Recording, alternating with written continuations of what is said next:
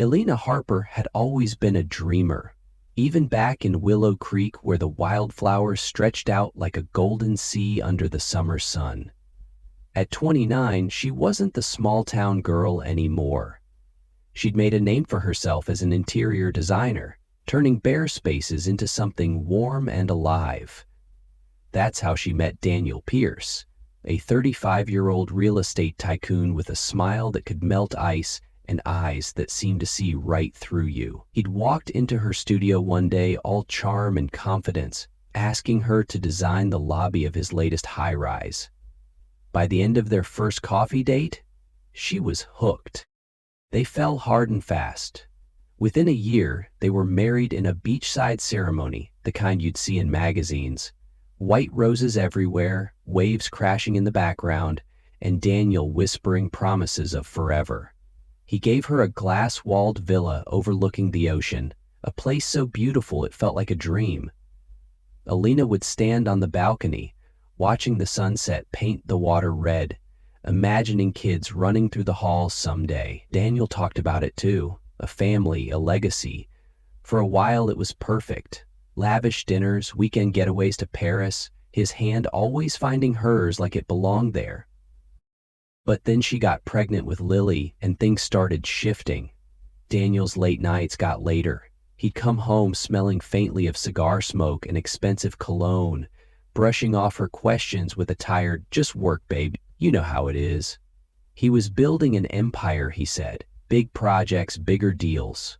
Elena didn't mind at first. She'd grown up in a house where her dad worked long hours at the mill and her mom stitched clothes to make ends meet. Hard work made sense to her. So she let it slide when he missed dinner, when his phone buzzed at 3 a.m., when he started taking business trips that stretched into days.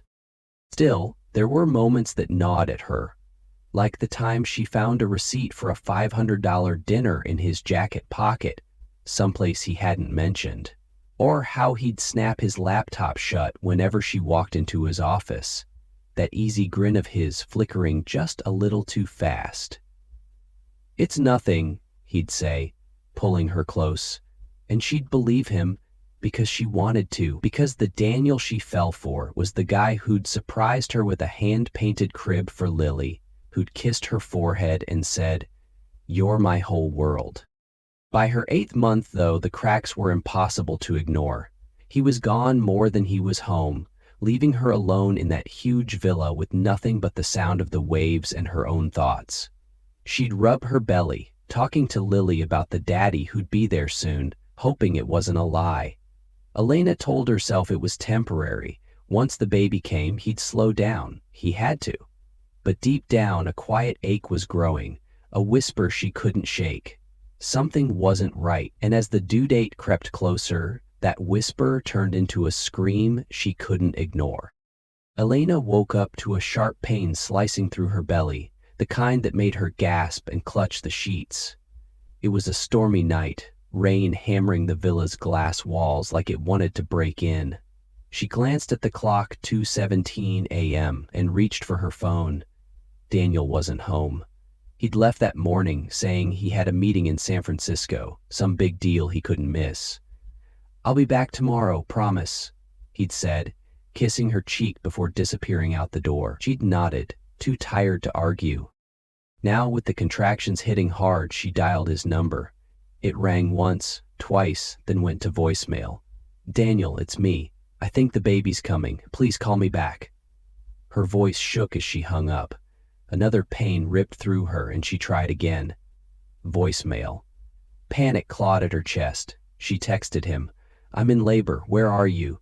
Minutes ticked by, each one slower than the last, until a reply buzzed through. "In a meeting. Can't talk. I'll be home soon." That was it. No call, no rush, just words that felt like a slap. The pain was unbearable now, coming in waves that left her breathless. She couldn't wait. With trembling hands, she called 911, her voice breaking as she told the operator, "I'm alone, and I'm having a baby." The ambulance arrived fast, lights flashing through the storm, and paramedics bundled her onto a stretcher.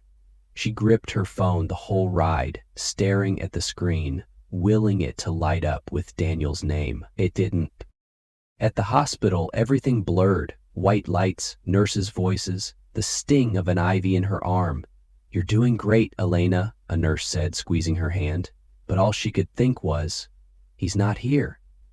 Hours stretched on, pain and fear tangling together until finally, with one last push, she heard a cry. A tiny, perfect girl, Lily, was placed in her arms. Dark hair, scrunched up eyes, a little miracle. Elena sobbed, relief and joy mixing with a hollow ache. She looked around the sterile room. No Daniel, just her and Lily, alone. The next day, still sore and dazed, she tried calling him again, straight to voicemail. She texted, "Lily's here, where are you?" No answer. Her parents drove up from Willow Creek, her mom fussing over the baby while her dad sat quietly, his jaw tight. "He'll show up," her mom said, but it sounded more like a prayer than a promise. Elena nodded, too exhausted to argue, but the silence from Daniel was deafening. Back at the villa a few days later, she was feeding Lily when she noticed Daniel's jacket slung over a chair. He'd left it behind before his trip. She reached into the pocket for a tissue and pulled out something else, a crumpled receipt. Her heart stopped. It was from the Ritz, a hotel in the city, dated 2 nights ago. The night she'd gone into labor. $200 for dinner, $150 for drinks. Her hands shook as she dug deeper and found his spare phone, one he'd said was just for work. She unlocked it. His password was still their anniversary, and opened the messages. There it was, a text from an unknown number. "G, meet me at the Ritz. Everything's ready." Sent the day he'd left. Another one from him. "On my way. Tell them to hold the suite." Elena's stomach churned. Suite? While she was screaming through labor, he was at a hotel?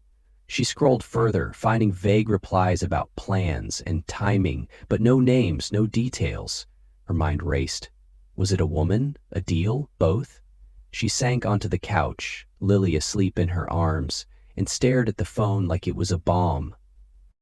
She'd always trusted him, even when he'd dodge her questions or flash that charming grin to sidestep a fight. She'd let it go, but this was different. He hadn't just missed Lily's birth. He'd chosen to be somewhere else, with someone else. The receipt burned in her hand, proof of a lie she couldn't unsee. She thought of his late nights, the way he'd pull away when she got too close to his work. How long had this been going on? Who was he, really? Elena kissed Lily's forehead, her tears dropping onto the baby's soft skin. "I'll figure this out," she whispered, "for us." She didn't know what she'd find, but she knew she couldn't stay in the dark anymore. Daniel had left her alone when she needed him most, and that betrayal lit a fire in her she didn't know she had. Whatever he was hiding, she'd drag it into the light. She had to. For Lily. For herself. Elena couldn't sleep that night. Lily was tucked into her crib, tiny breaths filling the quiet, but Elena's mind was a storm. The receipt from the Ritz sat on the kitchen counter like a taunt. And that text, "Meet me at the Ritz. Everything's ready," kept looping in her head. She'd spent years building a life with Daniel, believing in the man who'd swept her off her feet with grand gestures and bigger dreams. Now every memory felt like a question mark. She needed answers, real ones, not the half-truths he'd been feeding her. The next morning she called Ryan Cole. He was an old friend of her brother's from Willow Creek, a guy who'd traded his cop badge for a private investigator's license after one too many fights with the system. "Elena, you okay?" he asked when he picked up, his voice rough but warm.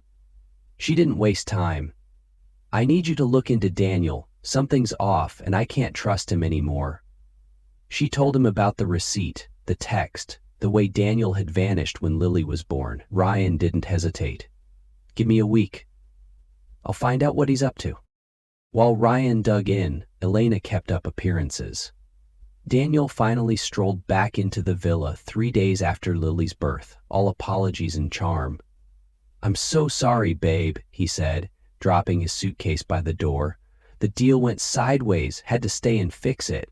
He scooped Lily up, cooing at her like nothing was wrong, and Elena forced a smile. But his story didn't add up.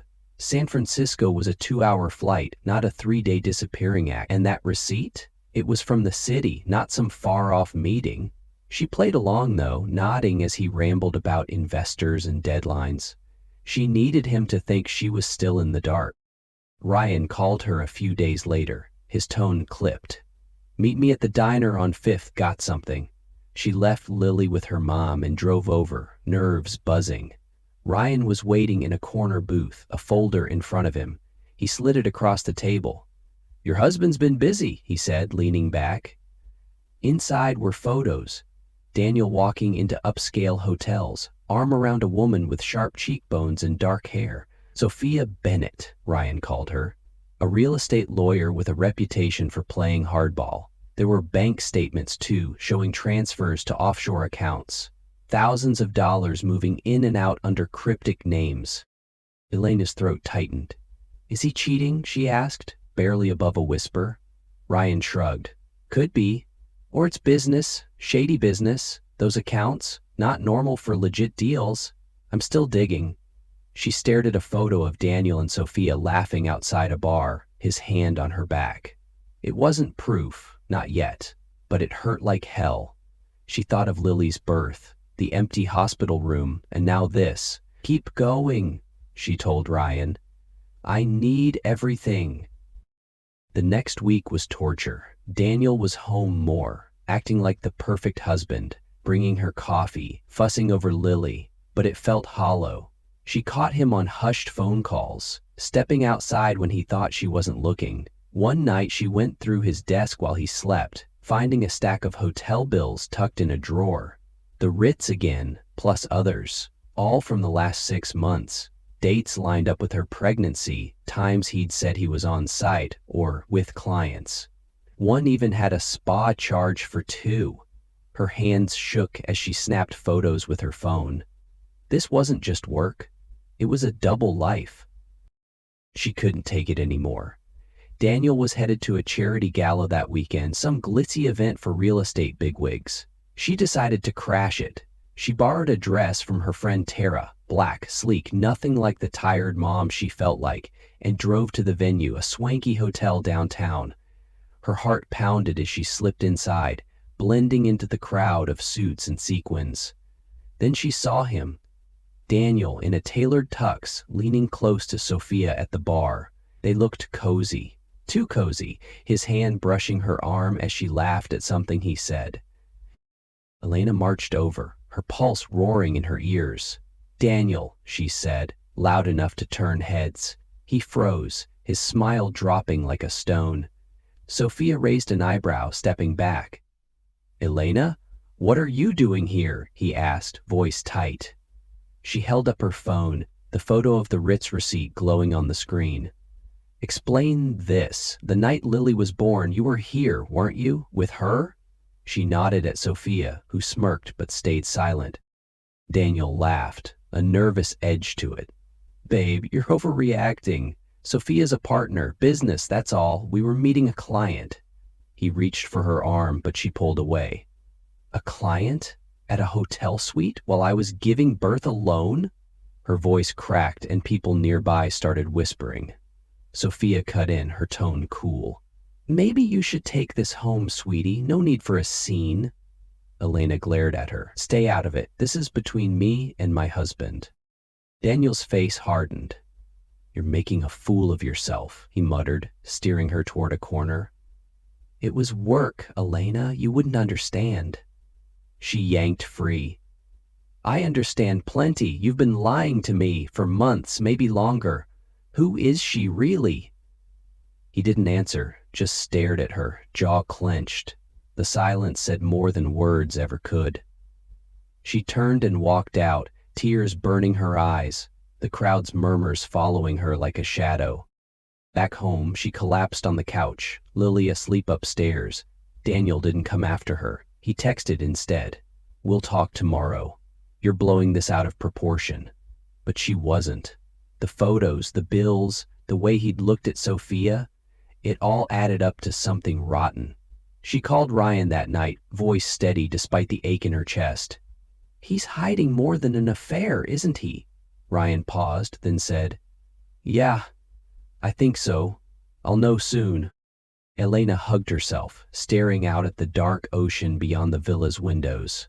She'd loved Daniel with everything she had, built a life on his promises. Now it was crumbling, and she didn't even know the half of it. But she wouldn't stop until she did. Lily deserved a mom who fought, not one who settled for lies. Whatever Daniel was tangled in, cheating, scheming, or worse, she'd unravel it. She wasn't the naive girl from Willow Creek anymore. She was done being played. Elena spent the next few days in a haze, juggling Lily's feedings and her own unraveling world. Daniel stayed scarce, crashing at some friend's place after the gala blowout, leaving her alone in the villa with nothing but questions. She kept replaying that night. His smug deflection, Sophia's icy smirk, the way he didn't even try to chase her down. It wasn't just guilt she saw in his eyes, it was something deeper, something calculated. She needed Ryan to hurry up and give her the truth, whatever it cost. Late one evening, her phone buzzed. Ryan's name flashed on the screen. "Elena, meet me tomorrow. Coffee shop off Main. 10 a.m. This is big." His voice had an edge she hadn't heard before, and it sent a chill down her spine. She barely slept, pacing the villa's cold floors, Lily's soft coos the only thing keeping her grounded. By morning, she was a mess. Bags under her eyes, hands shaky, but she dropped Lily off with her mom and drove to meet him. Ryan was already there, tucked in a back booth with a thick folder and a grim look. He didn't waste time. "Daniel's not just stepping out on you," he said, sliding the folder over. "He's a crook." Elena's stomach dropped as she flipped it open. Pages spilled out. Bank records, emails, blurry photos of Daniel meeting shady-looking guys in suits. Ryan leaned in. "He's been running a scam through his real estate firm. Overinflated property values, fake sales, pocketing investor cash. Millions, Elena. And those offshore accounts? That's where he's stashing it." She stared at a wire transfer, $500,000 to a Cayman Islands bank, dated a week before Lily was born. "So, the business trips," she started, voice trembling. Ryan nodded. "Yeah, cover for moving money and meeting his crew. Sophia's in on it too, handles the legal smoke and mirrors." Elena's head spun. Cheating was one thing, but this? A criminal empire? "Then why the hotels, the dinners?" she asked, clinging to the affair theory. "It hurt less than this." Ryan pulled out a photo of Daniel and Sophia at a rooftop bar, laughing like old friends. "That's the kicker," he said, tapping the picture. "She's not his mistress. She's his sister, half-sister, same dad, different moms. Found it in some old court docs. They've been tight since he started the company." Elena blinked, the words not sinking in. "Sister?" she whispered. Ryan nodded. "Yep, no affair, just a family business. The flirty vibe, probably a front to throw people off. They're planning to bolt when the heat comes down." He handed her a USB drive. "Listen to this." She borrowed his earbuds and plugged in. It was a recording. Daniel's voice, low and tense, talking to Sophia. Once the last investor signs, we're out. Switzerland's ready, new names, new life. Elena can keep the kid, she'll be fine. Sophia's laugh cut through. "Poor thing's clueless. Let her figure it out when we're gone." The call ended and Elena ripped the earbuds out, nausea hitting her like a wave. They weren't just screwing her over, they were abandoning her and Lily, leaving them to drown in whatever mess Daniel left behind. "How do you get this?" she asked, voice hoarse. Ryan shrugged. "Tailed Sophia, she's sloppy, took that call in her car, windows down. I've got more. Emails about liquidating assets, plane tickets booked for next month. They're serious." Elena flipped through the folder again. Ticket stubs, a lease for a Zurich apartment, a fake passport with Daniel's face under David Perry. Her hands shook. This wasn't a fling or a midlife crisis. Her husband was a con man, and his sister was his partner in crime. They'd played her from the start. She thought back to the early days. Daniel's charm, his big talk about building a legacy. It was all a lie, a shiny mask for a thief. And Sophia? That poised lawyer act at the gala was just another layer of the scam. Elena had been a prop, a naive wife to make him look legit while he and his sister bled investors dry. The worst part? They didn't even care about Lily. She'll be fine, he'd said, like their daughter was a loose end to shrug off. Rage burned through her shock. She'd cried over him, begged him to show up when she was in labor, and all the while he was plotting to vanish with his blood money. What happens if they run? She asked Ryan. He rubbed his jaw. If they pull it off? Gone. Money's untraceable overseas. Cops might never catch them. And you? You'd be left with nothing. The villa's in his name, tied to the firm, could get seized if this blows up. Elena clenched the USB drive so hard her knuckles went white. She pictured Lily's tiny face, those innocent eyes that trusted her to fix this. Daniel thought he could ditch them, start over with Sophia while she picked up the pieces. He was wrong. They're not getting away, she said, voice steady for the first time in days. What do we do? Ryan leaned forward, eyes sharp. We've got enough to nail him. Fraud, embezzlement, the works. But we need to move fast, before they skip town. You willing to take this to the cops? She didn't hesitate. Yes, and I want him to pay. Legally, publicly, all of it. Ryan grinned, a rare crack in his gruff exterior. That's my girl. I'll set it up. You get a lawyer, someone tough. This is war now. Driving home, Elena felt the weight of it all. Betrayal, fear, fury, but something else too. Power. She wasn't just a scorned wife anymore. She had proof, a weapon, and a reason to fight. Daniel and Sophia thought she was clueless, a pawn they could leave behind. They didn't know her at all. She'd been soft once, trusting, but that Elena was gone. The one left standing was ready to burn their whole game down, for Lily, for herself, and when she was done, they'd wish they'd never underestimated her. Elena didn't waste a second.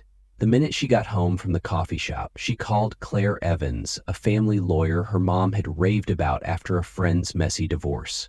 Claire was all business over the phone, sharp, no nonsense, the kind of woman who'd scare Daniel straight. Bring everything you've got, she said. We'll bury him. Elena packed up Ryan's folder, the USB drive, and every scrap of evidence she'd found. Hotel bills, bank slips, that damn Ritz receipt. She kissed Lily goodbye, leaving her with her parents, and met Claire at her office that afternoon. Claire spread the papers across her desk, her eyes narrowing as she scanned the recording transcript. This isn't just divorce material, she said, tapping the USB. It's criminal, fraud, money laundering. Your husband's cooked. We'll start with custody and support, but this goes to the DA too. Elena nodded, her jaw tight. I want Lily safe, and I want him to face what he's done. Claire smirked. Oh, he will. Let's move. Ryan took the evidence to his old cop contacts while Claire drafted an emergency petition. Full custody for Elena, child support from Daniel, and a restraining order to keep him away from the villa. Within 48 hours, they had a court date. Elena barely slept, her mind racing with what-ifs. What if Daniel ran? What if he twisted it all somehow? But she kept picturing Lily, those little hands reaching for her, and it steeled her. She wasn't backing down. The morning of the hearing, she stood outside the courthouse, wind whipping her hair. Claire was beside her, briefcase in hand, exuding calm Elena wished she could borrow. Reporters were already sniffing around. Word of Daniel's shady deals had leaked, thanks to Ryan's tip to a local paper. Elena pulled her coat tight and walked in, head high. Inside, the courtroom was stark. Wood benches, a judge with gray hair and a stern face. Daniel sat across the room, flanked by a slick lawyer in a pinstripe suit. He looked smug, like he still had an ace up his sleeve. Sophia wasn't there. Probably laying low, Elena figured. Claire started strong, laying out Daniel's absence during Lily's birth, the hotel receipts, the offshore accounts. She played the recording, Daniel's voice echoing through the room. Elena can keep the kid, she'll be fine. Gasps rippled from the gallery. Elena stared at him, watching his mask slip, just for a second, before he whispered to his lawyer. The judge's frown deepened as Claire piled on evidence. Forged contracts, investor complaints Ryan had dug up, emails about the Switzerland escape.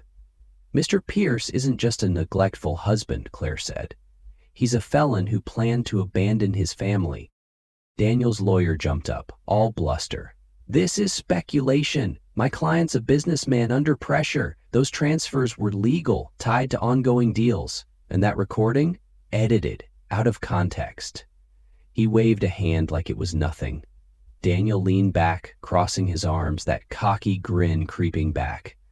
Elena's blood boiled. He thought he could charm his way out, like always. Then Claire dropped the hammer. She handed the judge a stack of printouts, emails Ryan had pulled from Sophia's phone, hacked by a contact he wouldn't name. They showed Daniel and Sophia laughing about ditching the wife and milking the investors dry. One even had Daniel bragging, by the time they catch on, we'll be sipping wine in Zurich. The lawyer's face went pale. Daniel's grin vanished. The judge peered over his glasses. Mr. Pierce, care to explain? Daniel stammered. Those are fake, someone's framing me, but his voice cracked and the judge wasn't buying it. I've heard enough, he said, cutting off the lawyer's protests. Pending a criminal investigation, I'm granting Mrs. Pierce full custody of the minor child, Lily Pierce. Mr. Pierce will pay interim child support, $10,000 a month, until his assets are untangled. Supervised visitation only if at all. The gavel slammed down, and Elena's breath caught. She'd won. Lily was hers. Daniel shot her a look as he stood. Anger, panic, maybe a flicker of regret. She didn't care. She turned away, Claire's hand on her shoulder. Good work, Claire murmured. Outside, reporters swarmed, shouting questions about Daniel's empire collapsing. Elena ducked past them, heart pounding, but lighter than it'd been in months. She'd faced him and won, not just for custody, but for the truth. The fallout came fast. That night, the news exploded with headlines. Real estate mogul caught in fraud scheme. Ryan called her, voice buzzing. Cops raided his office, found more laptops, fake IDs. He's done, Elena. Sophia's talking to save herself. Elena sank onto the villa's couch. Lily asleep upstairs. Daniel's perfect world was crumbling, and she'd lit the match. He'd tried to break her, leave her with nothing, but she'd turned it around. She wasn't his victim anymore. She was his reckoning. A week later, she got a call from Claire. DA's pressing charges, embezzlement, wire fraud, the works. He's looking at 15 years minimum. Elena exhaled, relief washing over her.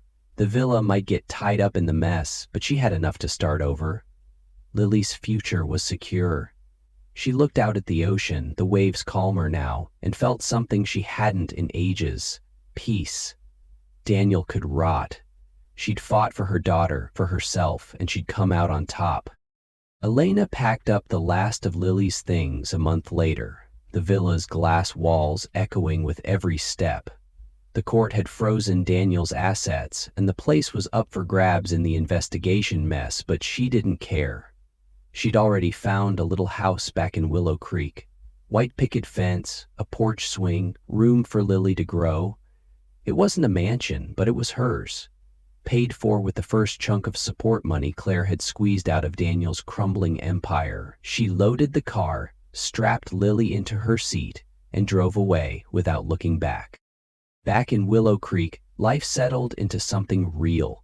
Elena opened a small design studio downtown, fixing up old homes for folks who reminded her of her parents. Hard-working, honest, the kind of people Daniel had preyed on.